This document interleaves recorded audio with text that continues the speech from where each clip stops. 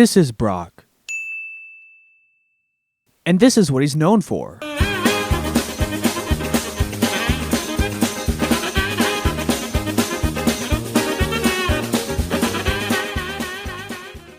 I just lost my gum too. And this is Chris and what he's known for.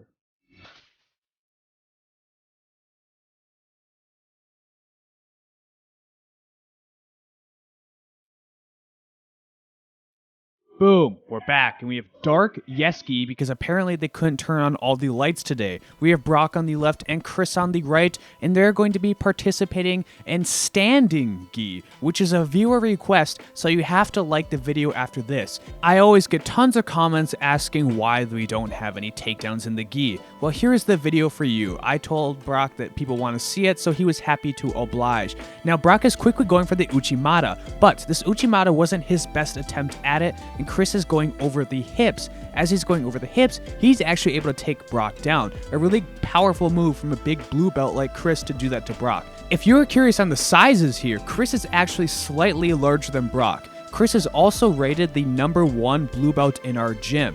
He's rated that by Brock himself, so I really can't doubt Brock because he's the main promoter at this gym. The only issue with Brock's promoting is that he hasn't given Ben a purple belt yet, which he really should based on Ben's technique. Now Chris is going around the guard and he passed Brock's guard, which is a pretty good feature for itself. He was able to hop over the hips, and by hopping over the hips instead of over the chest, he can monitor the legs of Brock and get to this position. But Brock is doing a nice job escaping side control. He makes sure to recover his guard by pushing against Chris's arm. If he can push against the arm, he can quickly sit up into turtle, and then he's going to sit back into half guard. So if you're looking for a side control escape, notice what Brock did. It's very important to be able to control their arms so they can't get bonus head on you and pin you to the mat.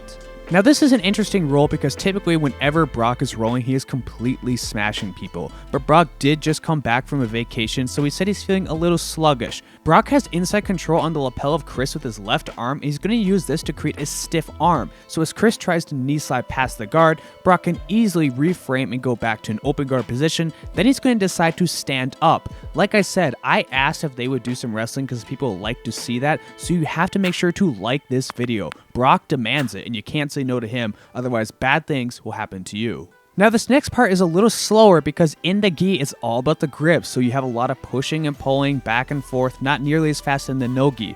But this brings us to the question of the day. Does your gym start standing, or are you all butt scooters? Comment below, you won't get any hate from me, but there's clearly one correct answer.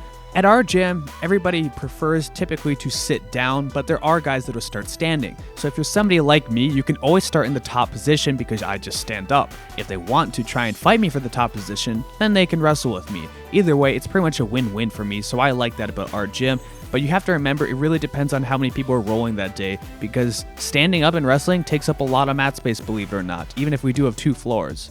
If you want to see more from me behind the scenes in 2022, you should actually go to my Instagram. This year, my plan is to get a lot more traction going on Instagram, post more things. I haven't really used it in the past, but 2022, you're going to see more from me, so make sure to check that out. Now, Brock is pushing here, and he's trying to establish some wonderful grips on Chris. A lot of it depends on if Brock can get the underhook. Right now, he's working pretty tightly with a 2-on-1 on the lapel. This is a really riveting experience to watch as these two men engage in the gi wrestling, but they don't really know judo between either of them. Brock does have a nice underhook with the left side, and he's going for an Uchimata. Chris pulls his hip out, and then Chris goes for his own attack, but then Brock sits in pretty hard. Brock sits in with enough weight and pressure that he can force him down, and now Brock is using something very interesting. Brock's using the reverse hook. That makes this day number 3 talking about the reverse hook and why you should use it. And also, you know what that means. If we see the reverse hook here, we're going to play back some previous rolls where you can see it used. I used it against Ben in my roll. I used it so I can control his back, go under him, take his back, and then work towards the top. Tanner used it to roll over Angel with his reverse hook, and then he was threatening the rear naked choke, which he quickly and very easily got on Angel. Brock's reverse hook was used to finish the takedown, and now Brock is in a really powerful position because he's working towards a clock choke. Now, you have to remember one thing about Brock, that is some serious grip strength that he has on Chris right there.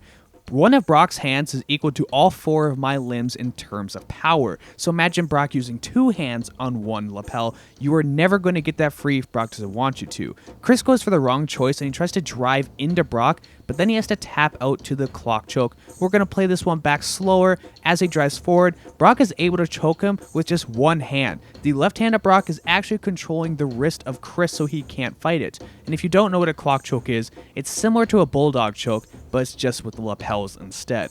It is really not a fun position to be in, and it feels like your head is going to explode, especially when it's that man doing it to you, because Brock is a gigantic freak. These two are going to go at it again from the standing position, but you're going to see some more action this time around because Chris is furious. He doesn't like getting tapped out by anybody, even if it's the master black belt himself. He goes for an Uchimata there because apparently that's the only judo move we know in our gym, but Brock easily steps out with his hips, and now we have to re-engage a little bit. Chris can feel that Brock is leaning forward, so he tries a duck under. He goes to both knees quickly, but then Brock decides to scoot out. As he scoots out, they have to re-establish their standing position because Chris was not able to get this. As they look to establish their ties once again, we see a group in the background, a blue belt and a white belt, and they decide they don't want to get crushed by these two, so they decide to move out of the way. It's a pretty good choice to want to move away from Brock and Chris because you would not want to see that Brock is going to throw Chris on top of that group.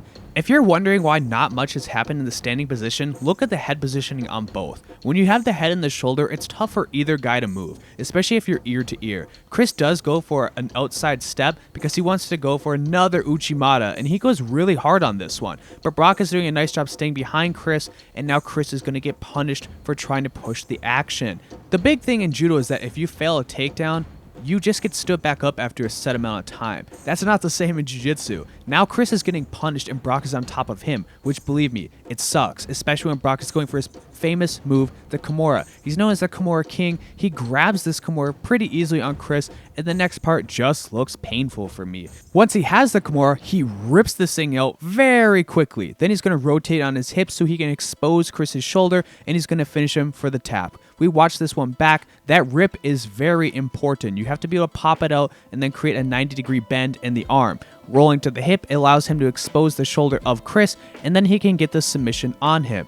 And that was right at the end of the round, so that's pretty cool that Brock was able to get 2 submissions on Chris, especially one being the Kimura. Again, Chris is a much bigger person, so it makes for a much more interesting role in my opinion. Remember, if you want to get awesome gear, check out my link in the description to get gear from xmartial.com so you can look fancy like me in my Pokemon gear. Also, thank you to all my current viewers and patrons. I appreciate everybody that watches my videos. Comment below if you want to see another video with Brock tomorrow, or if you want to see a video with sandbagging blue belt Matt. Either one, it would be a fun role. You just have to let me know what you guys want to see. Thanks for watching, and I hope you all have a good day.